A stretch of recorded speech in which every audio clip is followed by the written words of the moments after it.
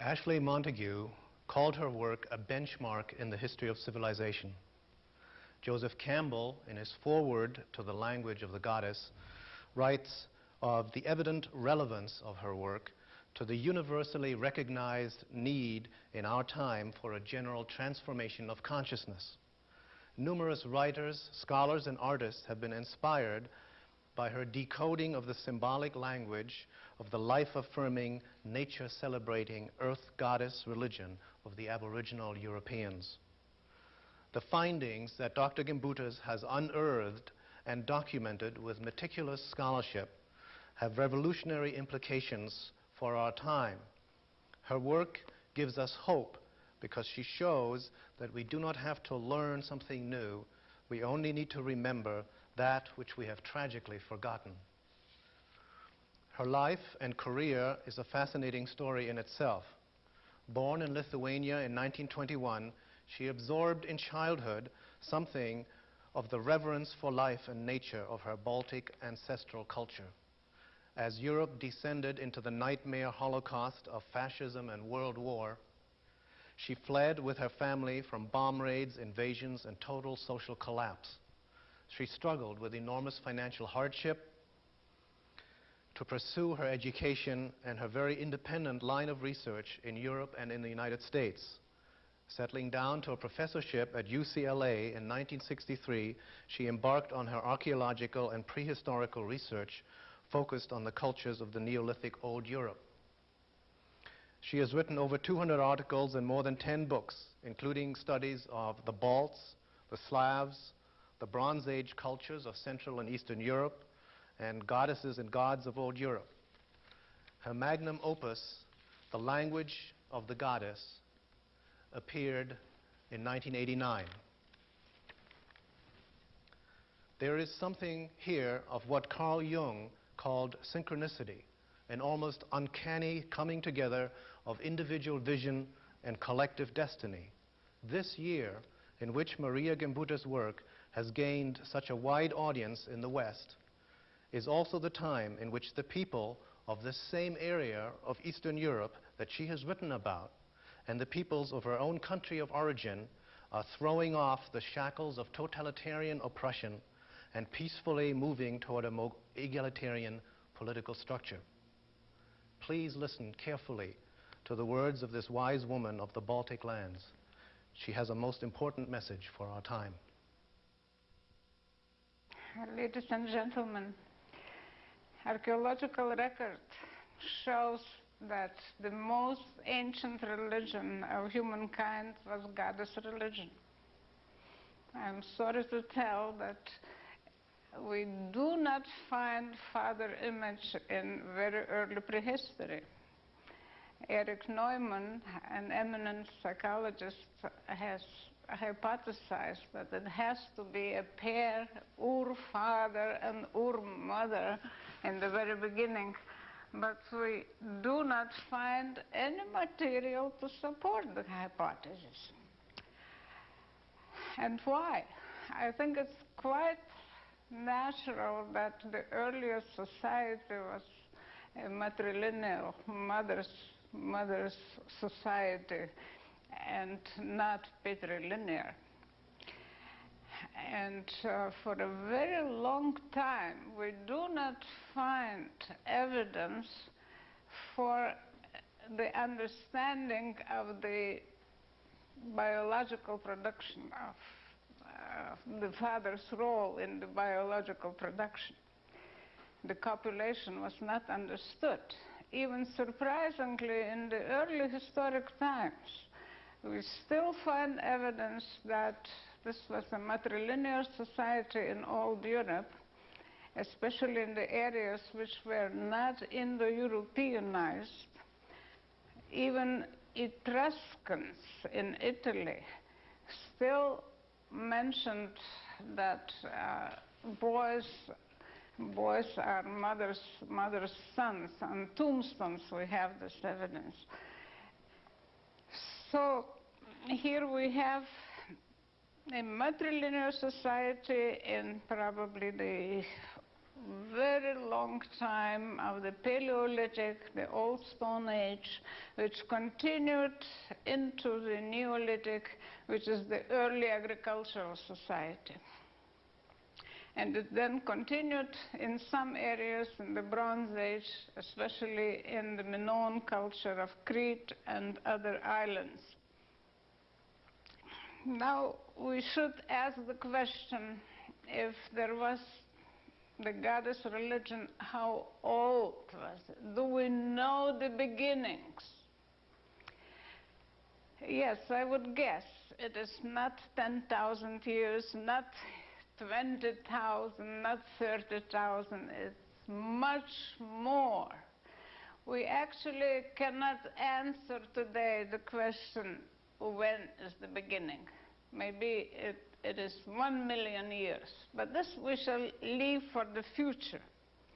But we can see already today that the Acheulean culture, the lower Paleolithic culture, which goes down to 500,000 and more, has produced many flint figurines, tiny figurines, which are already symbols, triangles and mother images holding babies, and also animal figures. And this is already a hope that we shall be able to decipher these early objects. But today we shall focus on the period which is the Neolithic, the early agricultural period, which started in Europe in the 7th millennium BC and continued throughout the 7th, 6th, 5th, even the 4th and 3rd millennia in some areas like Western Europe, where Neolithic started later than in the southeast.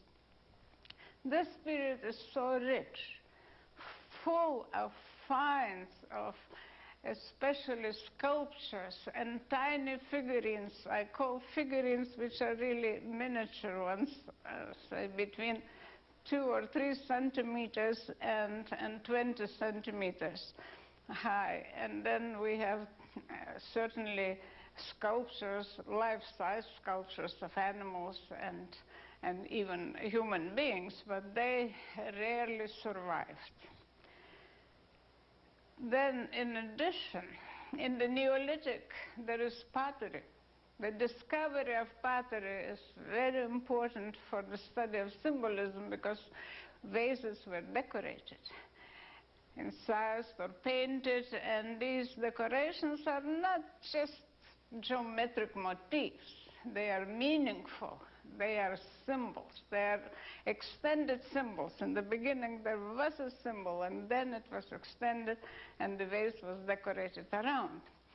And then there are temples, there are temple models, there are all sorts of cult objects found in temples. So all this is our basic material for the interpretation of the early religion. I would like to say that it's not only the object that is of importance, and we do not look at the object with the eyes of an art historian. It is of utmost importance to know how the object was found. Was the sculpture or figurine found in a temple? Was it found in a courtyard? Was it found in a grave or in a cave? All that counts. This cannot be omitted from our study. However, even that would not explain the functions of the goddess. To a certain degree, yes, but we need something else to add to be sure that our interpretation is right.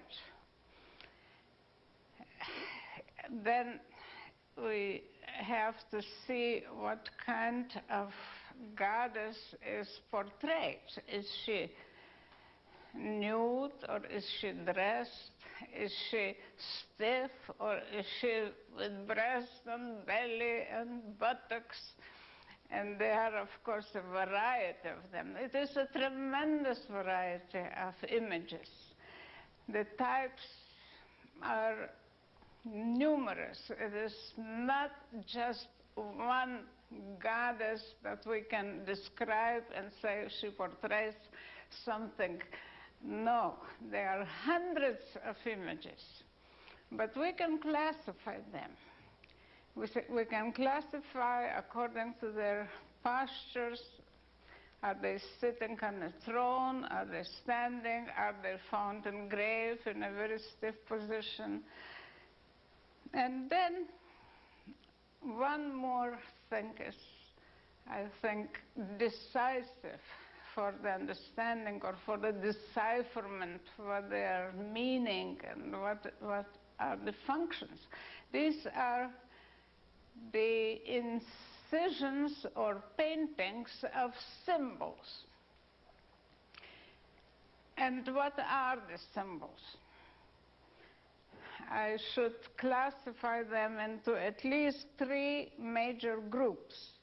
They are abstract or hieroglyphic, such symbols like a V, an M, X, Y, and others. The second group would be representational, and this includes such symbols like breasts, eyes.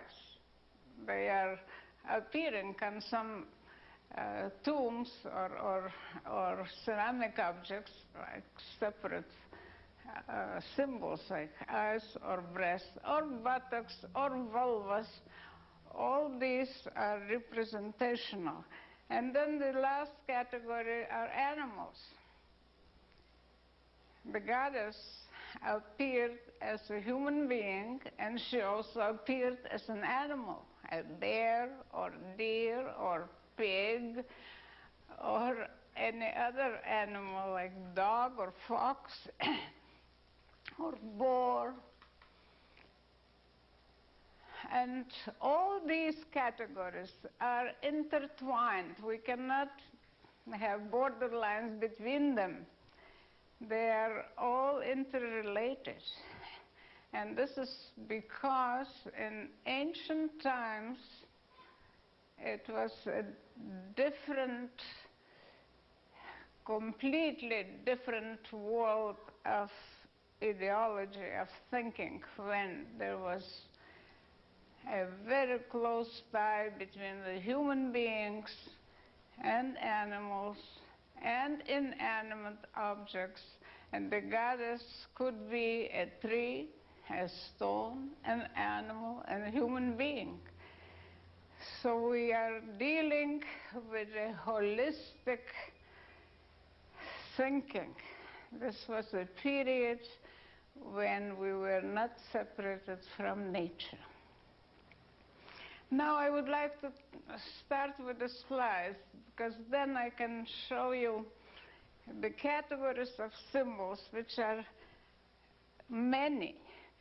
And we shall begin with the goddess whom I call the bird goddess.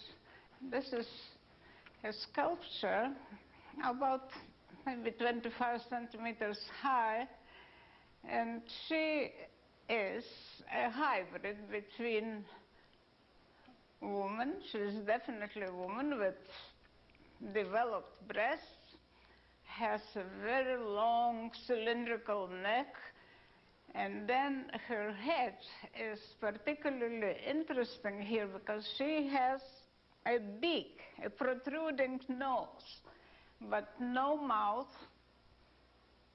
She has eyes, she has a headdress, a turban maybe, or just her hair neatly combed. Then on her hand, on her right arm, there are some incisions, and they are chevrons, multiple V's. So here is one of the typical sculptures around 6000 BC or 5800 BC from Greece.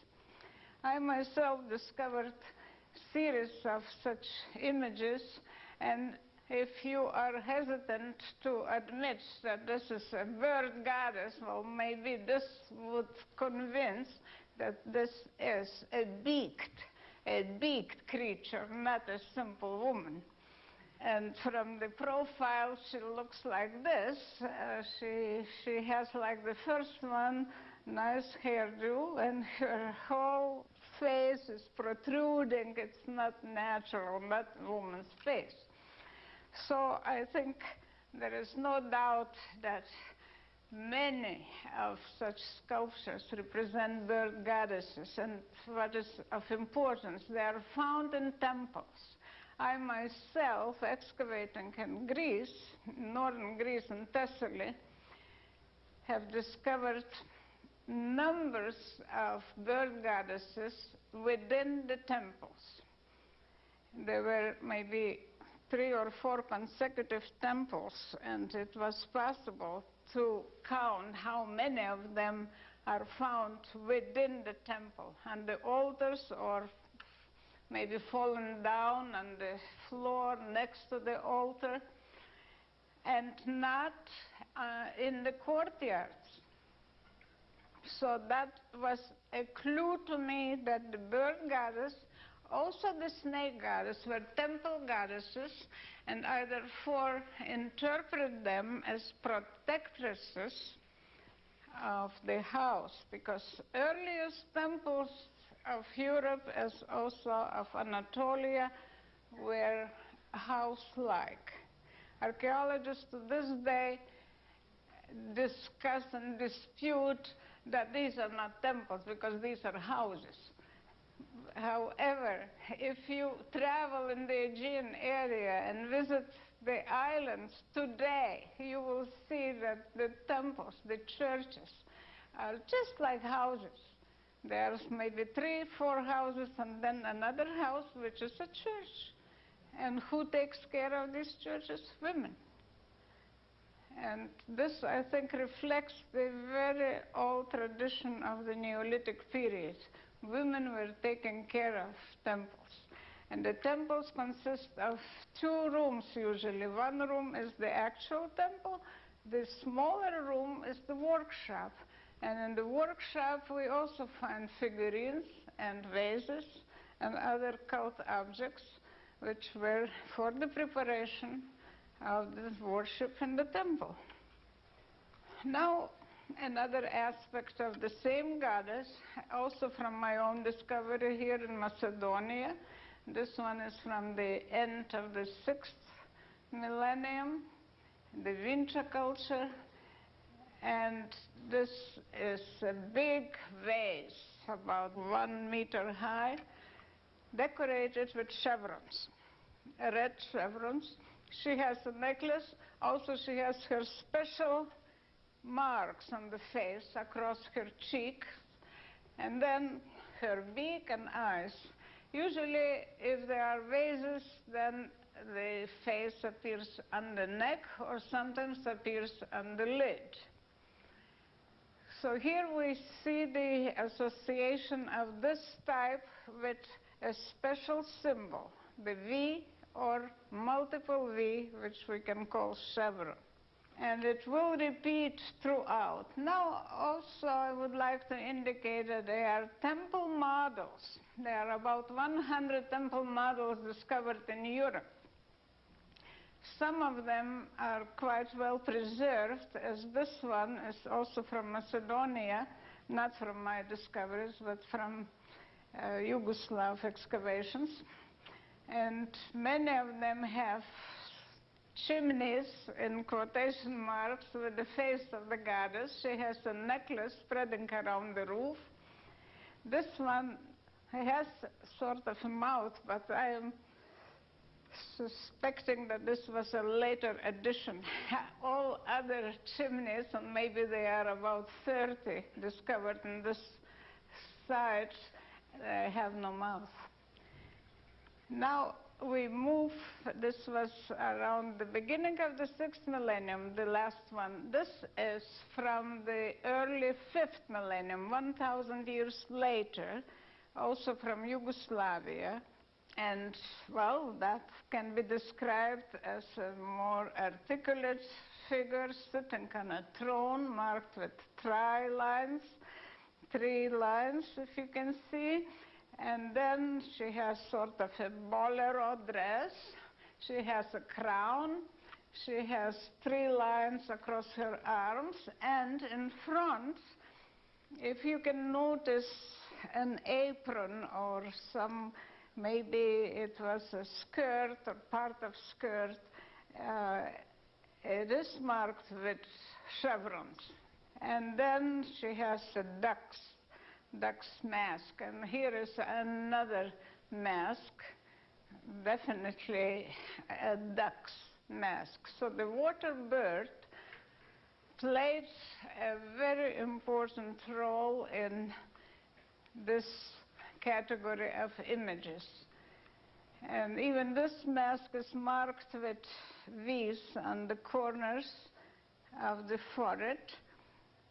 The holes means that the mask was attached to the face, and some of the masks do have many holes, especially in the crown, which I interpret as holes for in decoration, for feathers maybe.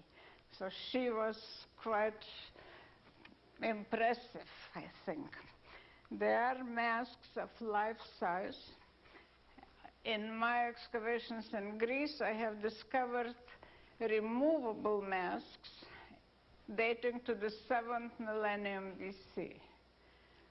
So the masks have a long life. Of course, they existed even in the Paleolithic, but here we have a clear proof that in the Neolithic they were used for rituals, for reenactment of rituals, of certain rituals. The question of the beginning of this kind of symbolism associated with the bird can be seen, we can find the answer to that in some Paleolithic figurines. What you see here is a Paleolithic figurine, probably from the time between 20,000 and 14,000 BC, found in the Ukraine, which is the western part of the Soviet Union, from Mezin. This is, if you see in the middle, this is the profile, I would say it is a water bird. The upper illustration indicates an expanded extension of the symbols. And then on the left side is the front, and this is the back. Why I'm showing this? For the association of symbols. We have a supernatural triangle in front, and then on the side and the back there are chevrons, meanders, and on the neck parallel lines, and again chevrons. So this means that at least for 20,000 years the symbolic association was about the same as in the Neolithic period. And this confirms the importance of it. I think I am not making a mistake associating this group of symbols, and I am calling them aquatic symbolism associated with water birds, and especially with meanders, parallel lines, wavy lines, and so on. And the triangle, the cubic triangle, is marked with a net design, and net design is clearly associated with uterine moisture. Moisture was mysterious, and water was also sacred. Now the meanders appear on hundreds of figurines, and they have big faces, and they have necklaces. These are all attributes of the same bird goddess. This is a temple model from Western Romania dating to the end of the 6th millennium BC. Then we go later into the 5th millennium. Again, we see the Meanders decorating the skirts of the goddess, and this one again is the duck goddess. She also here wears a medallion that is also typical of this kind of the goddess. I found medallions in earlier figurines of the 7th and 6th millennium BC in my excavations in Greece. And here is the head of a very nice figurine from the Vinča culture in central Yugoslavia, and her forehead is decorated with a meander, and then her eyes are very important. There are 3 lines and 2 lines around. The eyes had the importance of regeneration, the life-giving.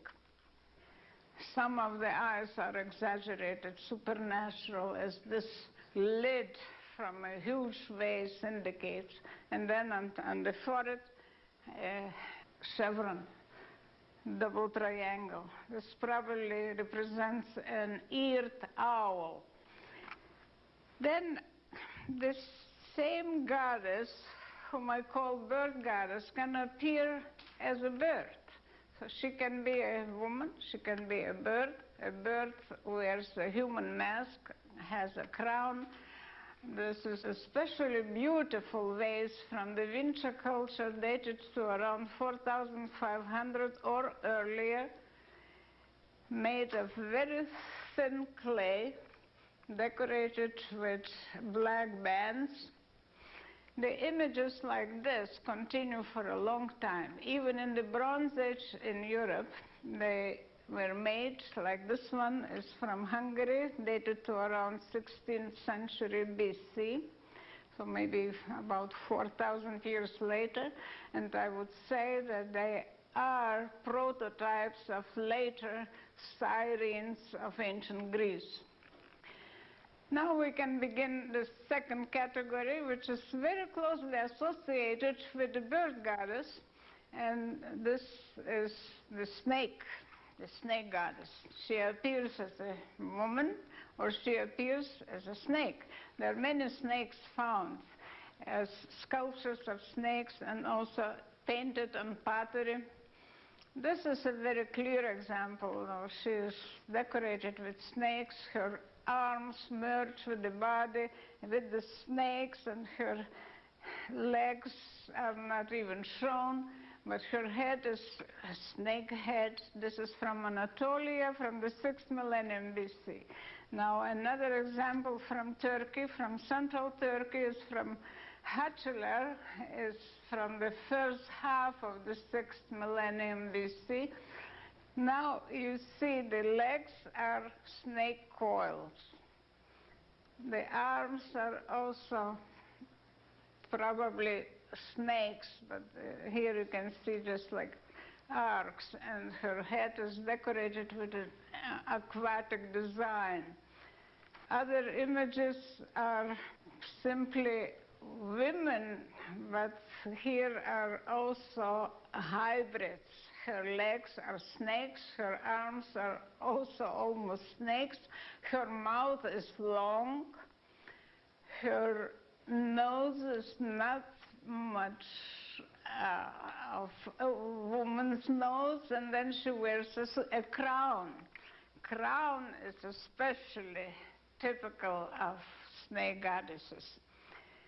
The crown appears in later times, like here in an example from Crete around 2000 BC.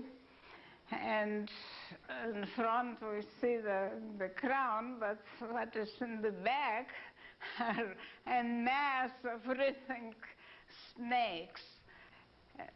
This, I think, is the beginning of what we still have in folklore. In folklore, the crowned snake is very important to this day. And the crown snake is the leader of thousands of other snakes. If she appears, then expect the other snakes to appear. Or if you touch her, the other ones will follow you. And if you happen to catch the crown and be happy and know everything and understand animal language, well, that will be also dangerous, because the other snakes will follow you for a long time. And the most beautiful snake goddesses are very well known from Knossos in Crete, dating from around 1600 BC. These are beautiful ladies, but all over the body you can see the snakes are winding up the arms, around the belly, and then the other one on the left is holding snakes in her hands. They have beautiful headdresses, the tiara, and the other has even a monkey sitting on her head. So these can be goddesses. They also can be priestesses worshipping the goddess.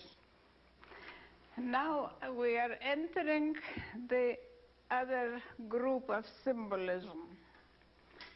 The goddess who is creatrix, who is creating from her own body. Her body parts are life-giving.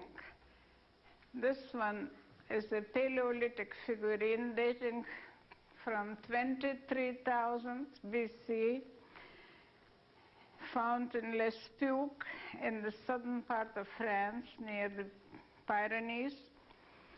I like it so much that I'm always showing it when I show slides. To some people, this is a monstrosity. To me, it is not. It is really a harmonious sculpture, and it really shows the essence of the Paleolithic art. This is a symbolic art, not a portrayal of a woman. Definitely not. Not a single sculpture or figurine portrays a woman, a simple woman. No, they are all symbols. And what we see here are breasts and buttocks. They are exaggerated, definitely. But the legs and the head and the arms are reduced because they symbolically do not play a big role here. It was important to show the importance of breasts and buttocks.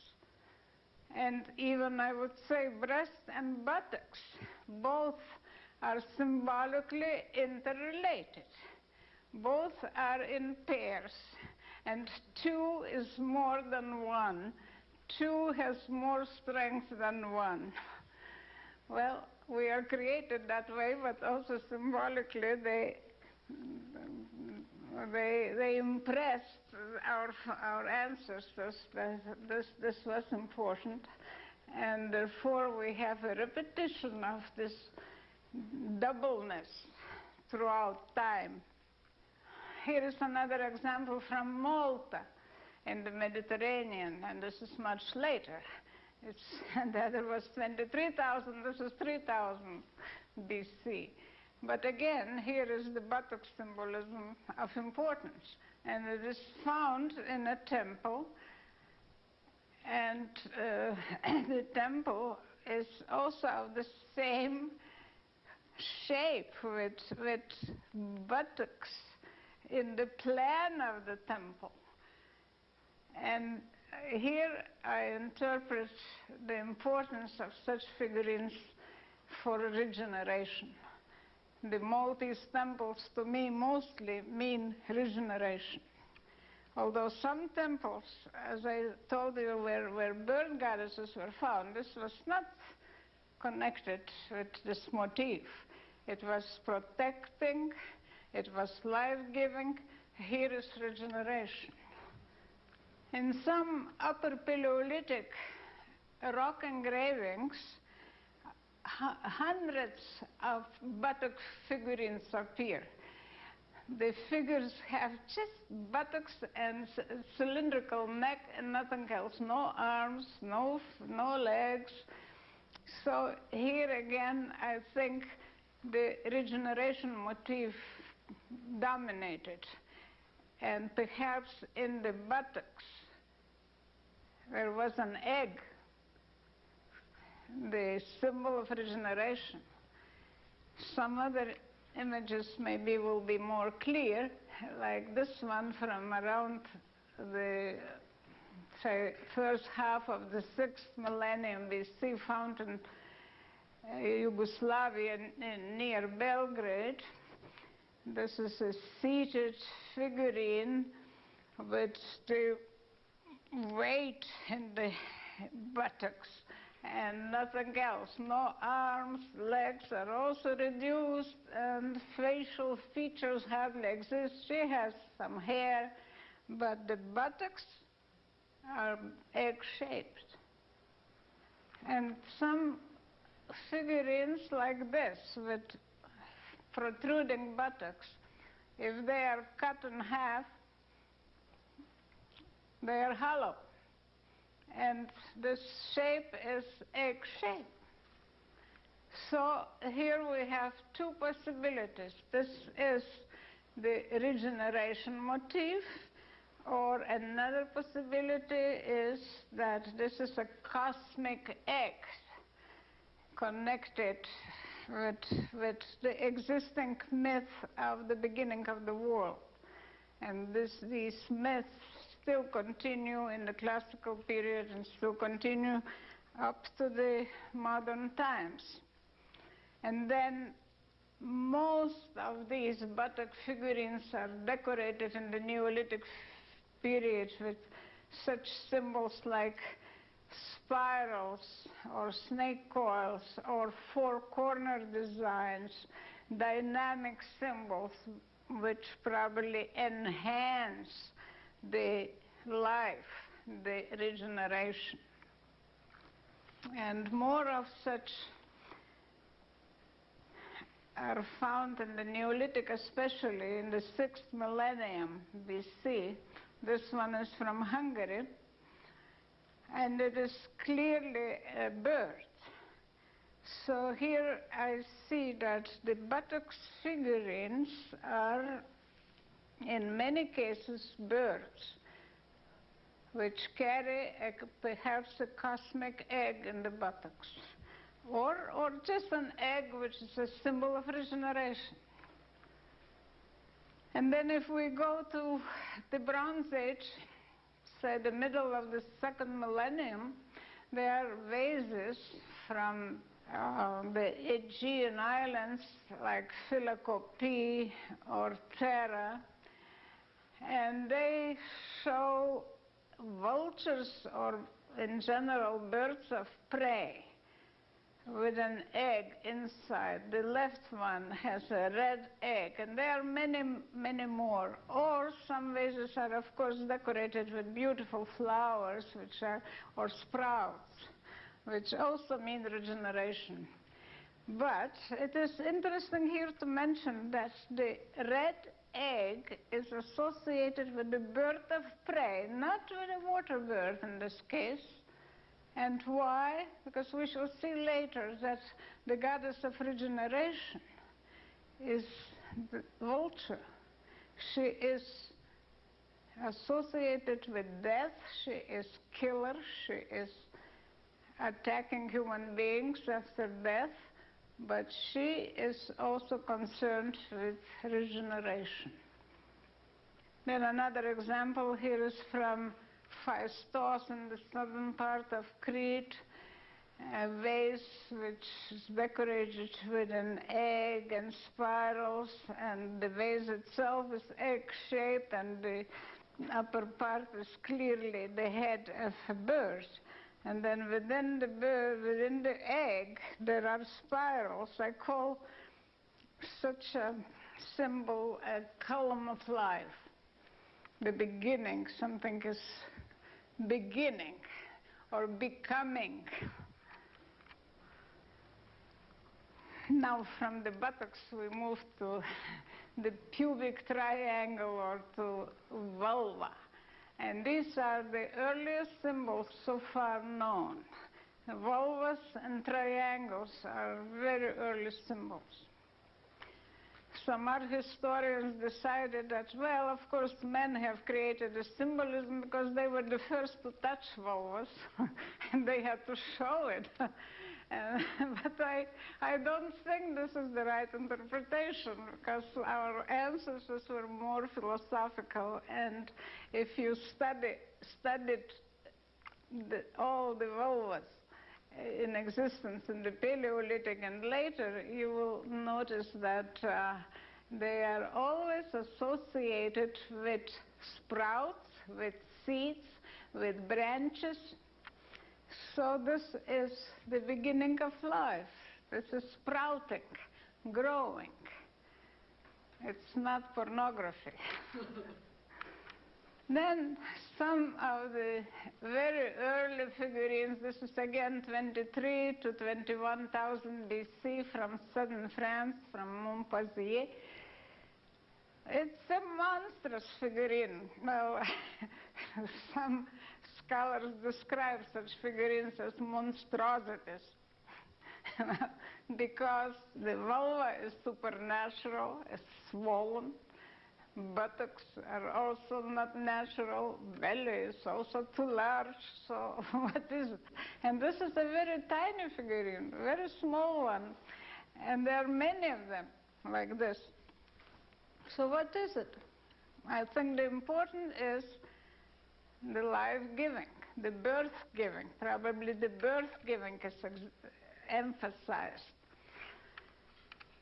And the same thing, the swollen vulva in association with the buttocks on the other side continues for, say, 15 to 20,000 years. I just will show another example, which is from 3,500 BC. And this is from Hungary. And we see the same thing, a swollen vulva on the one side, the buttocks on the other. This is a handle of a vase. And here is a very good example from Italy, a bone plate figurine, incised, and the vulva is associated with a fir tree, and then on her breast there is a crescent, again a symbol of regeneration. Then there are many figurines which I call birth-giving, and they are associated with the goddess who is the life-bringer, birth-giving. This is from my own excavations dating to the 6,300 BC in Thessaly, northern Greece. She is portrayed in a natural birth-giving posture. The birth-giving posture in prehistory was in a seated position. There are no others. And also in the Paleolithic, some of these types are dated to 20,000, 21,000 in France. There are such found and dated by radiocarbon dating. And also they continue into later times. This is from Malta, from a temple. Was described originally as a pathological figurine, although I think this is a clearly birth-giving posture. Swollen vulva. Then on her back there are 9 lines, perhaps associated with 9 months of gestation. And the hands are perhaps typical of birth-giving posture. Well, from the birth-giving, we move to protection of new life. There are many Madonnas discovered in the Neolithic period. They are not known from very early times. but they are beginning around 5,000 and then continue for several millennia. So the Madonna, the mother holding child, is not beginning with Christian Mary, much earlier. However, the difference is that the life protection belongs more or less to the animal mother.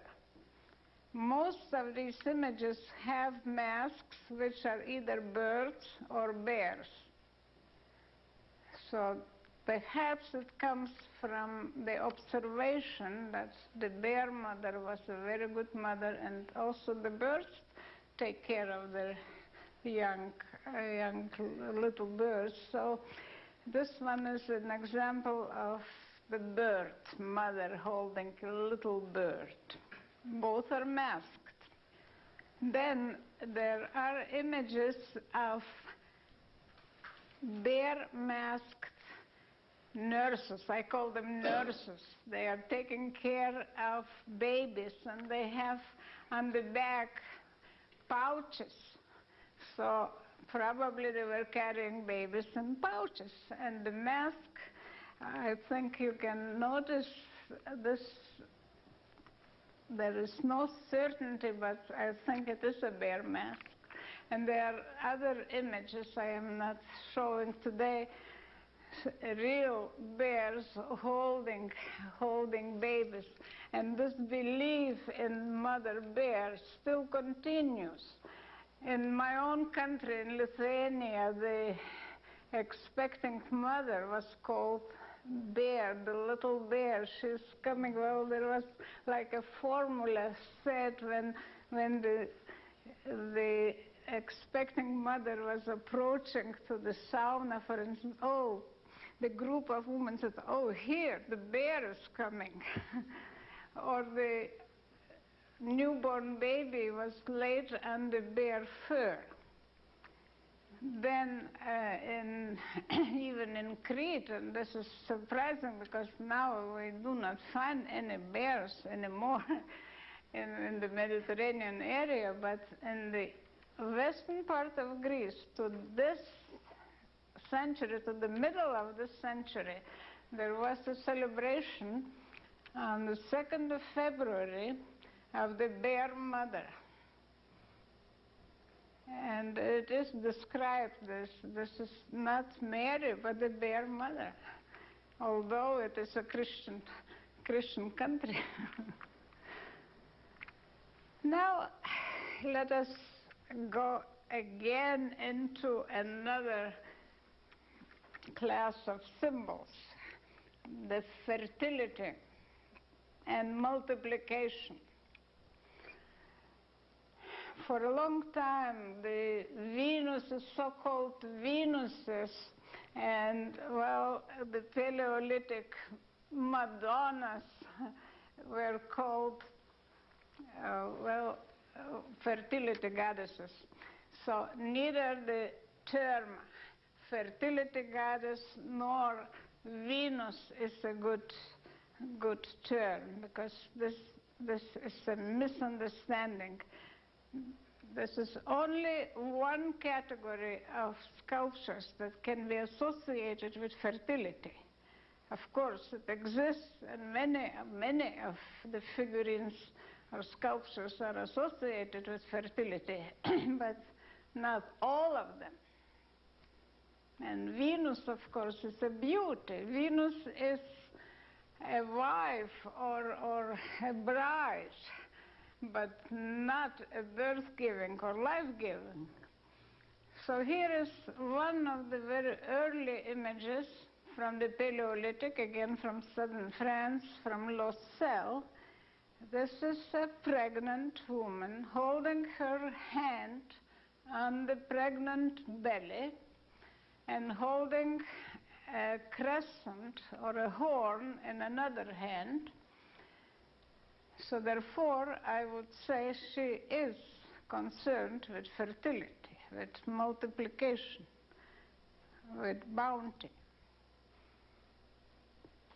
And and particularly because we have the continuity of the same image in the Neolithic period. Here we have a clearly pregnant woman with very prominent belly, and then under it the supernatural triangle from Neolithic Greece, from around 6,000 or somewhat later BC. In those days, probably it was important to show the image of a pregnant woman, because at that time, when agriculture was just in the beginning, for say 500 years or so before before it started, it was of enormous concern the earth's fertility, and the production of such pregnant images enhanced the earth's fertility. But not only earth fertility, fertility of animals, fertility of human beings. As I said, there was no separation between earth, animal, or human being. And what else I would have to add here in my own excavations, the pregnant goddesses were found not in temples but in courtyards next to the bread ovens. So she also can be called the bread mother. She, the one who secures the bread. And such images are not identical everywhere. Here is also a pregnant figure from eastern Romania, from the Hamangia culture. And of course the style is different, but it very probably portrays the same image.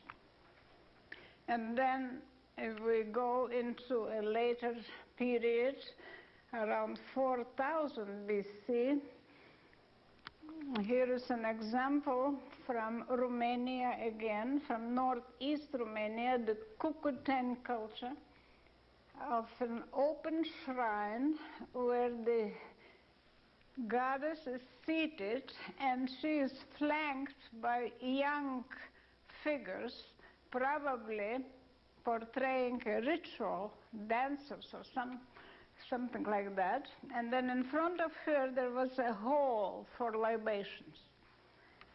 And if we know the traditions of European peasants, there were libations for Mother Earth up to the 19th, 20th century.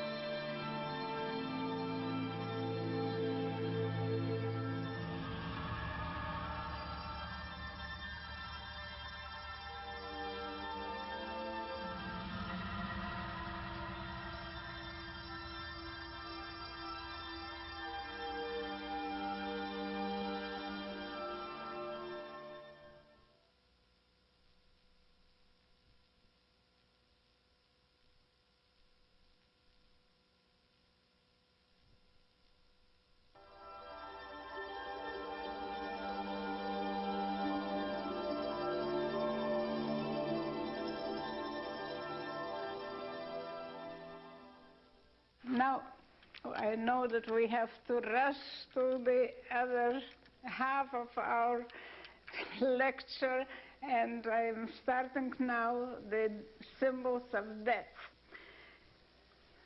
First of all, the vultures. Vultures, owls, crows, ravens. one of the best examples comes from the temples of Çatalhöyük from the 7th millennium BC, painted on the walls of shrines.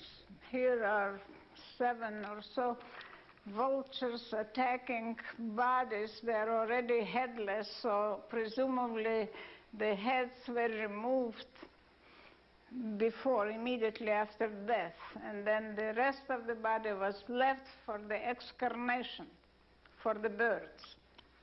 And the skulls are found in other shrines placed under the heads of the bull, and we already know that the bull, the head of the bull is the uterus, so this is for the regeneration.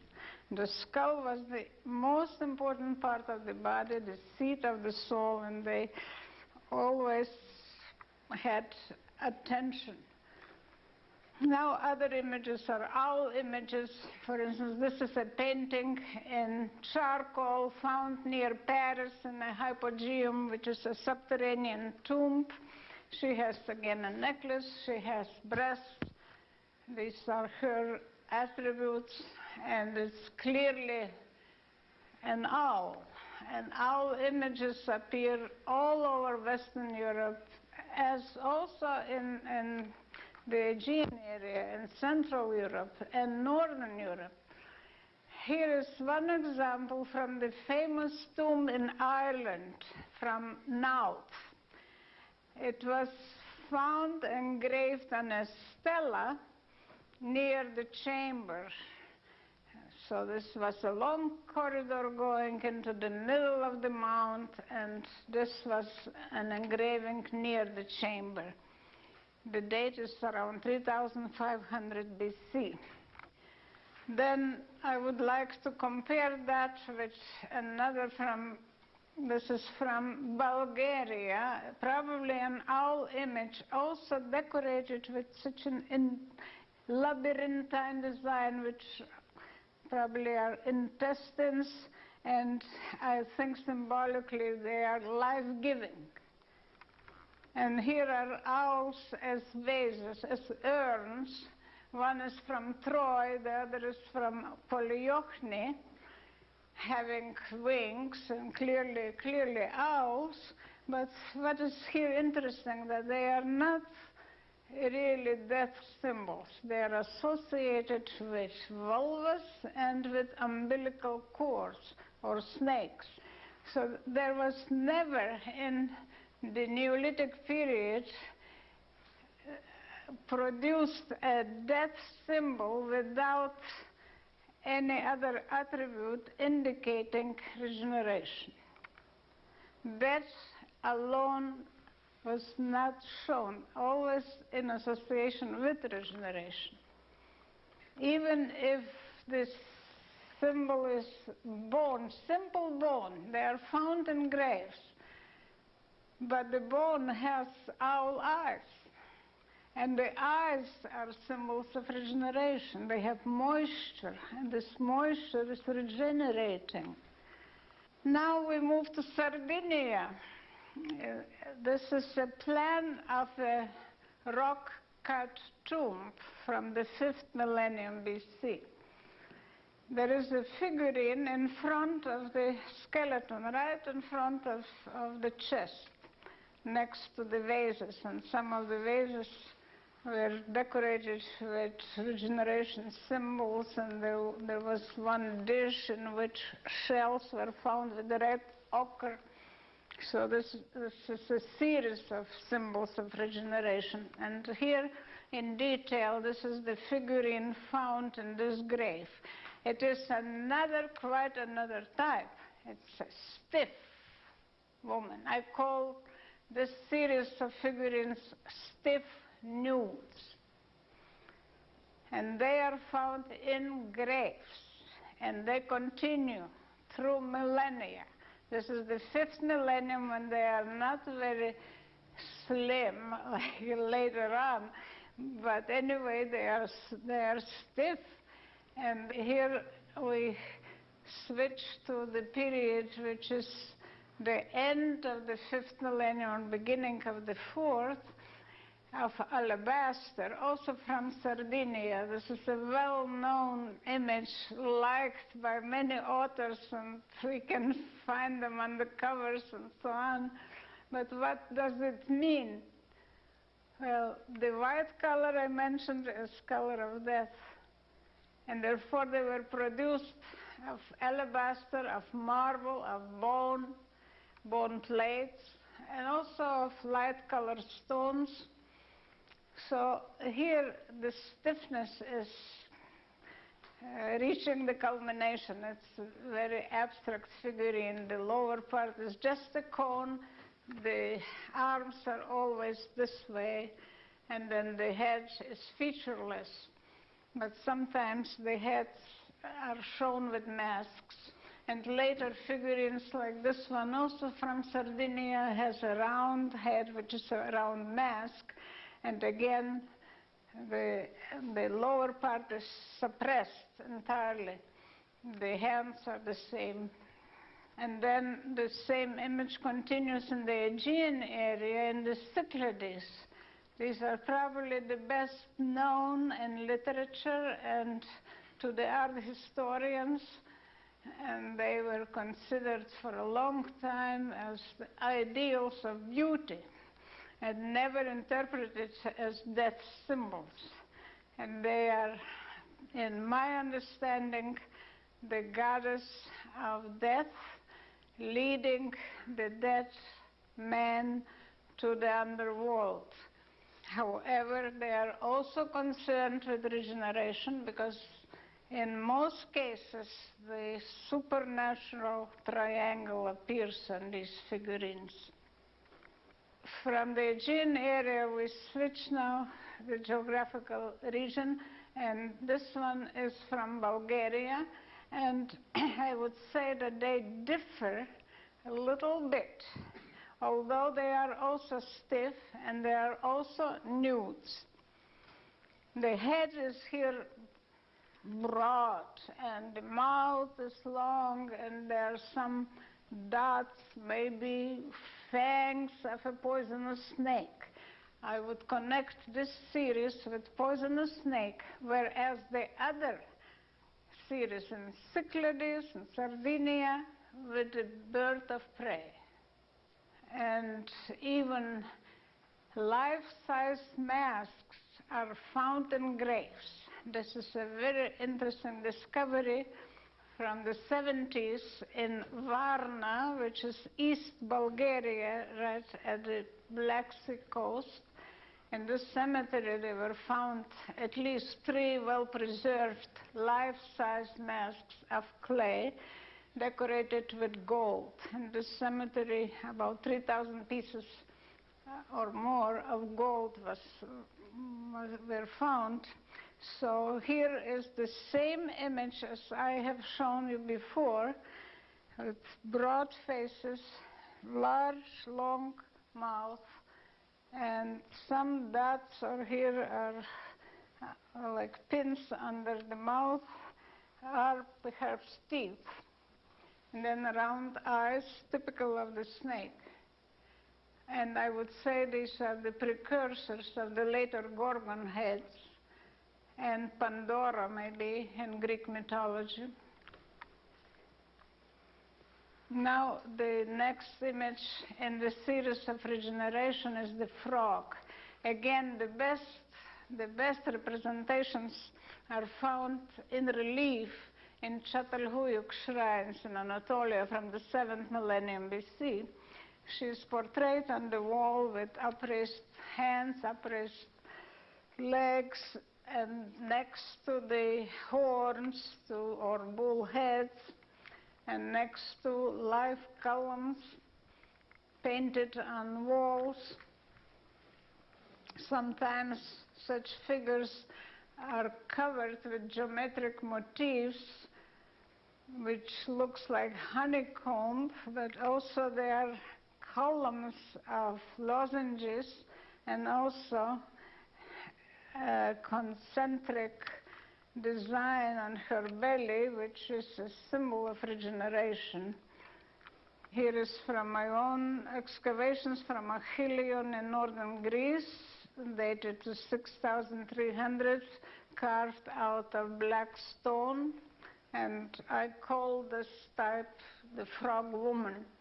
And the frog symbol is long-lasting, of course, you know from folklore. And here I would like to show from Lithuania a tombstone, which from the cemetery I visited myself, still in this century, a frog with a head in the shape of a lily.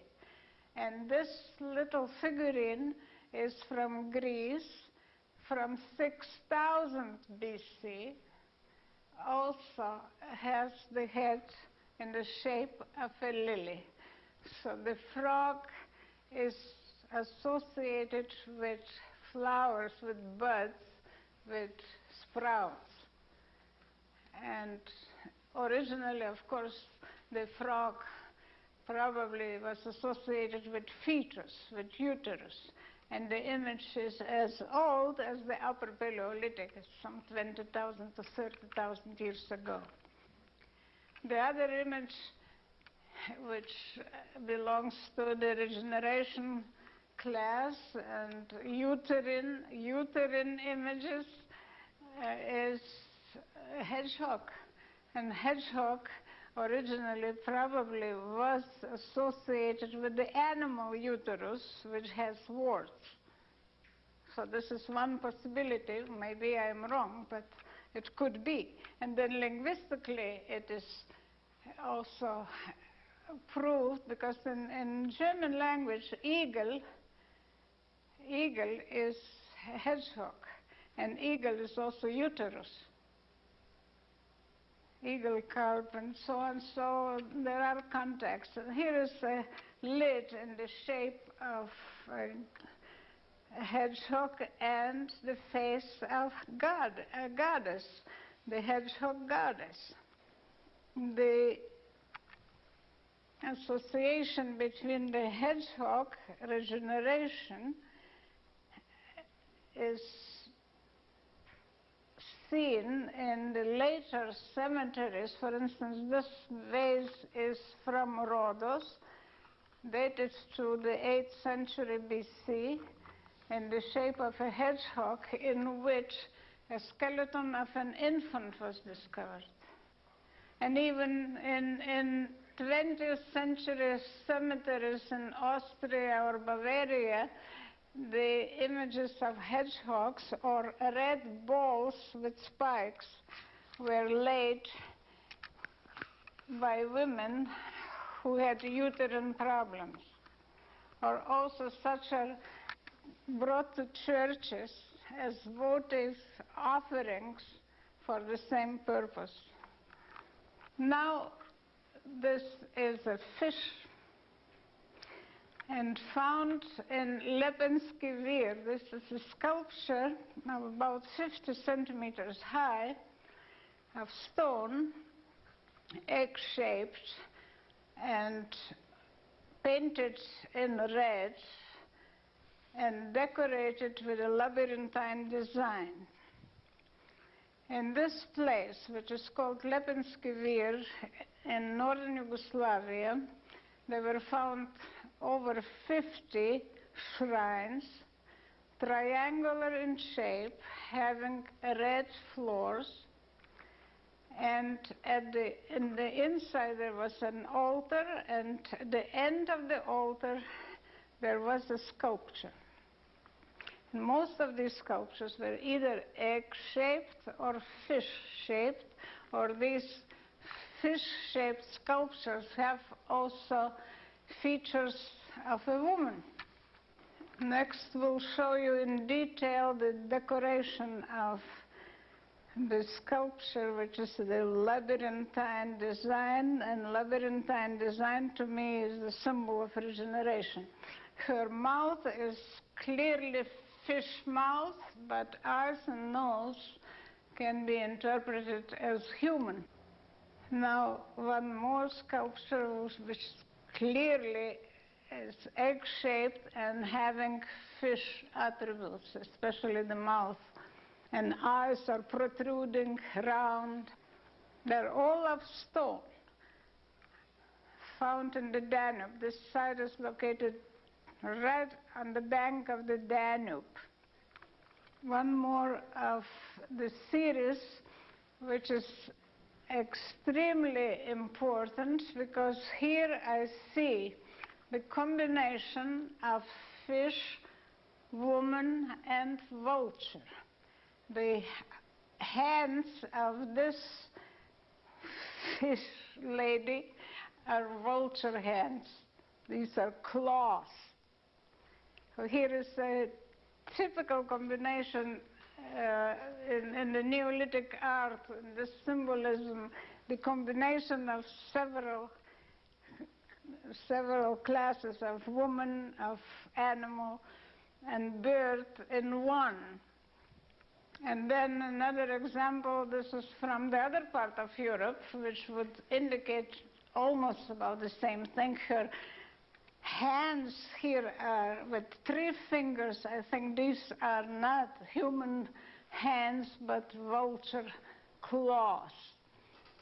The rest, well, she has a V, and well, round eyes, maybe are fish eyes, and the mouth is very peculiar here. This is a 52 centimeters high stone figure from France, dated from the first half of the 5th millennium BC. And the Lepinski-Vir sculptures date from around 6000 BC, all these egg-shaped fish sculptures. Now, in addition to all these fetuses or uterine symbols, the other regeneration symbols are triangles or double triangles. They feature in the tomb architecture, especially in Ireland. We find very good examples. Here is a triangular cairn, if you can see it, and stones, and then if this is removed, then a tomb is found as a round chamber with a corridor. And in architecture, I interpret these also as vagina and uterus coming back to the womb. Tomb and womb are related. The old Europeans didn't build houses for their dead to continue the same life as the Indo-Europeans did. They understood that life continues in the same way. The old Europeans didn't. They returned their dead to the womb or to their ancestors. The megaliths of Western Europe have collective communal burials in them, and the bones are mixed up. The bodies were excarnated, and then at certain times the bones are collected and put in the tomb. The individuality didn't matter. Whereas in the later culture, in the patriarchal culture, the hero, the individual, the glory of the person was most important, but not in this period. Some of the plans of the graves are definitely anthropomorphic, probably portraying the goddess herself. And now here is the symbol of double triangle, or say hourglass shaped. And this definitely is the goddess of regeneration with vulture claws instead of human hands. That is a vase from the Cucutaen culture dated to 4000 BC. Cucutaen culture is northeast Romania. And here is an incision on a vase from Hungary from around 5000 BC. Also, if you see, her hands are not human. She's very abstract, very an image containing series of symbols. And her head is just 3 lines. This is the next image where we see the combination of this goddess of 2 triangles incised on the head of a bull. This is a bone plate figure. And it's a beautiful combination of the goddess of regeneration and the head of a bull, dated to around 4000 BC. The symbolism will continue in the later times, especially in the Minoan culture, where we have many bull heads, bulls, and so-called sacred horns. The symbol of sacred horns begins much earlier than in Crete. Actually, it begins in Çatalhöyük or even earlier in the 7th millennium or before. And here are some examples from the Çatalhöyük shrine, where 3 bull heads are portrayed on one wall of the shrine with a labyrinthine design on top. And then below there are hands. And hands probably were symbols of the goddess's hands. Her presence or her power was there. And the bulls were here for regeneration. Then there are vases decorated with bull heads, and the design usually is a whirling pattern, snakes, S-shaped spirals turning around. So these are enhancing, stimulating life powers. The bull head usually appears at the entrance of tombs. Here are examples from Sardinia, where above the entrance there is a bull head in relief, and then inside the design on the walls of the inside of the tomb, this is a subterranean tomb, also bull horns. Sometimes they appear in 2, in 3s, many, maybe 10 of them are found in one tomb. And I shall finish now with the Minoan sacred horns, which are celebrated symbols, are very well known. And who is now coming up here? Who is in the middle between the horns? In literature, you can find a description that this is a symbol of a double X. Well, it is not a big mistake, but I could also call this a butterfly. But the X was also a symbol of the goddess, because the X was triangular, and X's are portrayed throughout as symbols of the goddess. And if you have the image of the goddess of regeneration in the shape of an hourglass, you turn it sideways, horizontally, you have a butterfly. And she was a butterfly, and she was a woman, and she was an axe. And then also double axe. But later on, in the 2nd millennium, when the Indo-Europeans arrived in Crete, well, then probably this symbol was transformed into an axe, a double axe. And there are still several slides left to indicate what is portrayed on sarcophagi of Crete from around the 14th, 13th centuries BC. Still the same symbolism continues. This is life-enhancing, actually. Shells and horns and butterflies growing from the head of a bull, and flowers. So it is quite logical that you portray something on a sarcophagus which enhances life and promotes regeneration. But sometimes this so-called double X is for sure a butterfly. And this is an example from a seal from Zakros, which is eastern Crete. And this is a clear goddess with the wings of a butterfly. And this is an eyed butterfly.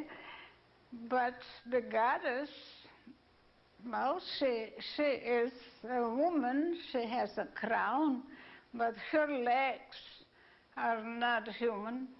Maybe she has bull legs, maybe another animal, but probably bull or vultures. Difficult to decide. And then in my last slide, I shall show you that she can be also a bull. The goddess can be a bull. This one has a head, which is a vulture's head, with enormous horns, and then there are crescents next to that. So here we have a combination of symbols which we already have seen before. The bull or the bull head is the uterus. The vulture is the symbol of goddess of death and regeneration. And then we have crescents, of course, and horns, which are also symbols of regeneration. Definitely the symbols of regeneration predominate throughout. Now I'm willing to answer your questions if you have any. Could you say something about what happened to the old goddess culture? What was the takeover by the Indo-Europeans? How did that come about? And what were the changes that occurred?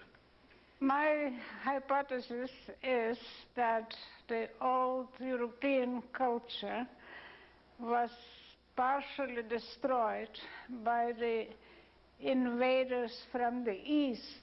I call them the Kurgan people, the horse-riding warriors. They started in the Volga region of South Russia. Their culture, about the same time when the old European culture was flourishing, their culture was also already food-producing, pastoral and agricultural, but of a very different type. They were cattle breeders, and they have domesticated the horse sometime in the 6th millennium, or maybe even earlier. We don't know that.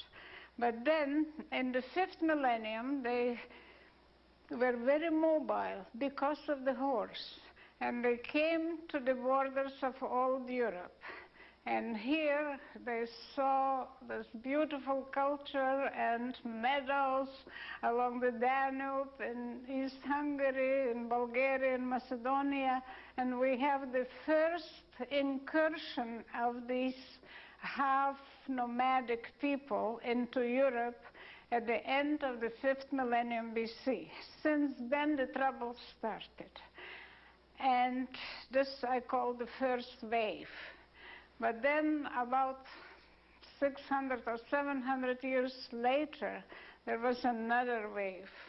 And then around 3000 or early 3rd millennium, the third wave.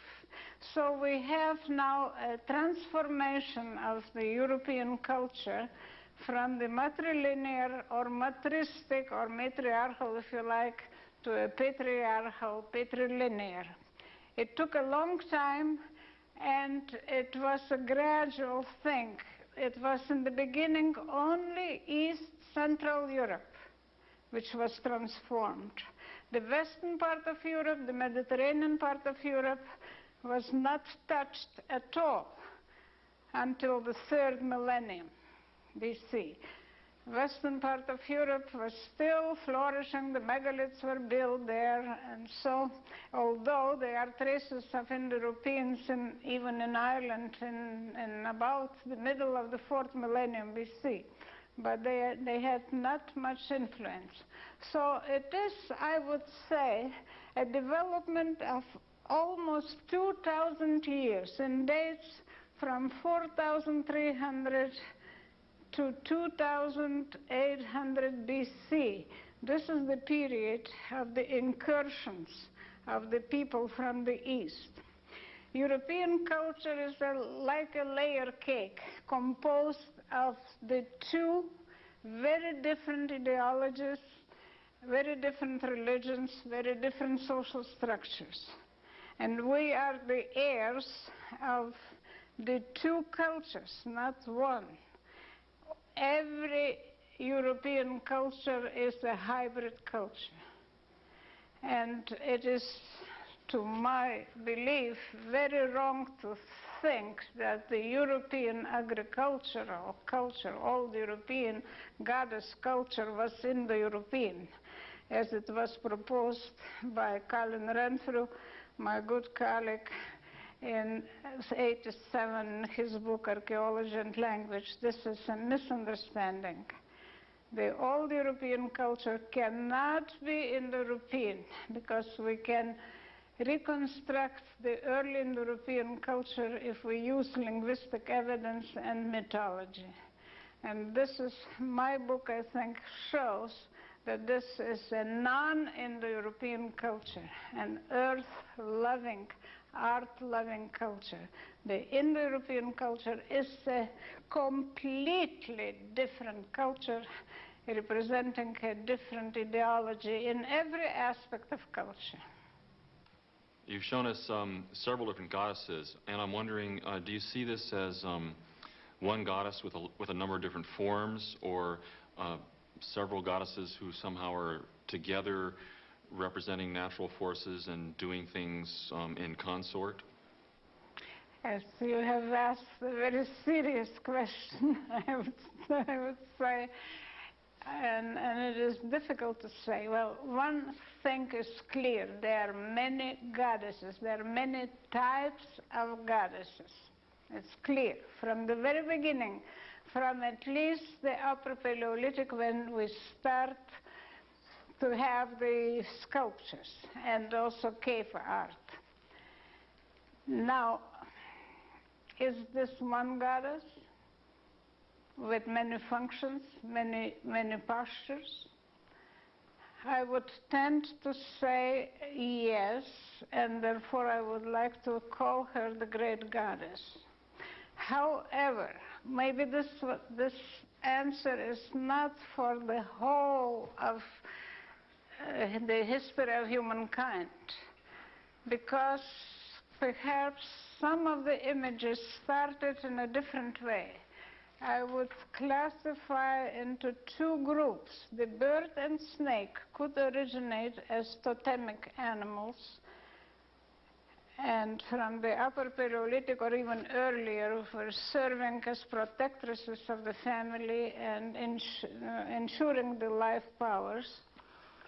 And the other class would be this goddess who creates from herself. And therefore we have so many of her body parts represented. So these could be two lines which later merged, because later on we cannot distinguish very clearly between the bird goddess or snake goddess and the other goddesses and her functions. They are polyvalent symbols.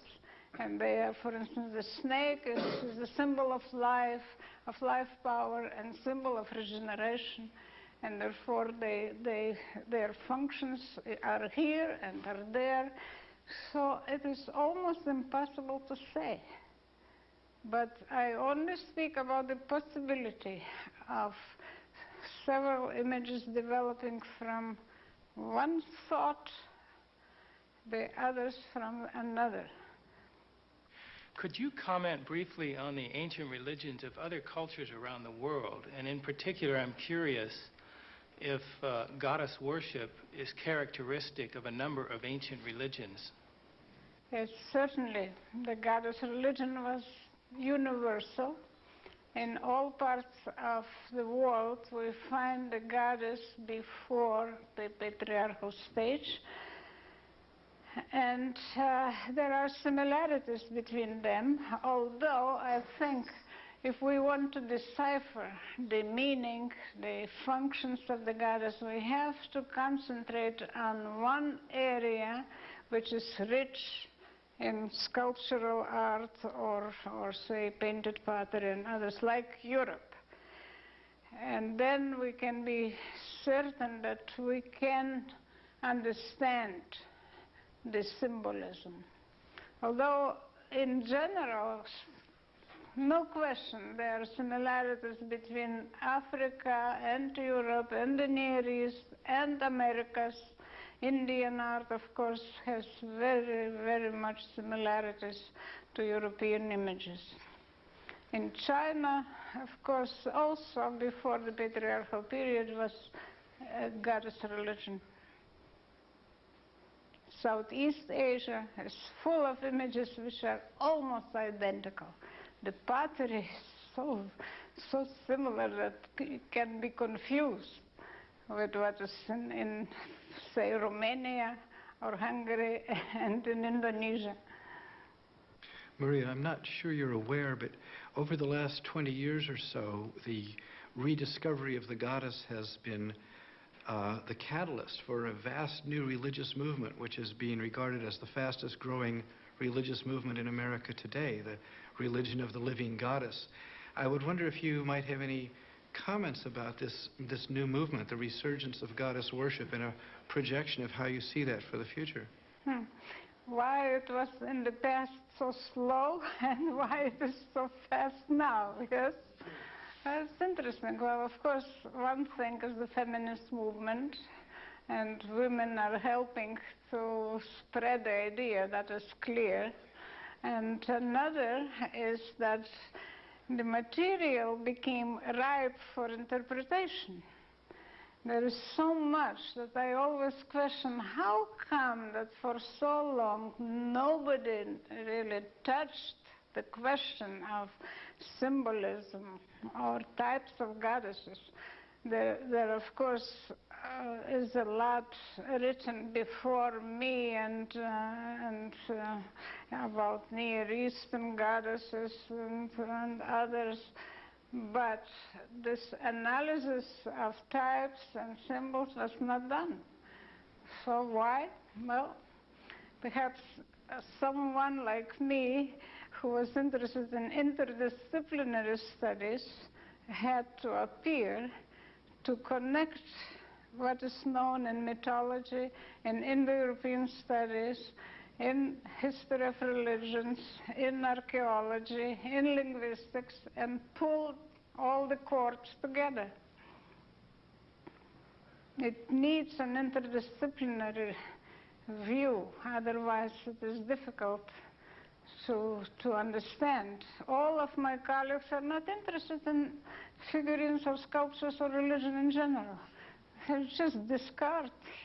This is no interest, no interpretation. Better not do it, because you will not be a scientist.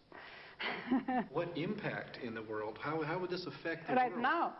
Right. Well, I think we reached the end of the world and we are starting to create another. Right. Well, I expect we shall become a healthier society. We shall worship the earth, well, not in the same way. Nothing returns from the past. We cannot repeat the whole thing from the beginning. We can only transform ourselves and use our knowledge about the past and apply it for the creating the future. This is my feeling. In other talks, I've heard you talk about the fact that the old goddess cultures that you've been speaking about did not know warfare. They didn't have weapons. The invention of warfare was really an invention of the patriarchal sky god cultures that came later.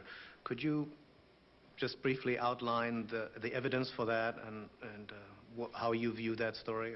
Yes, it is true. This culture is a peaceful culture. We have no weapons except for hunting.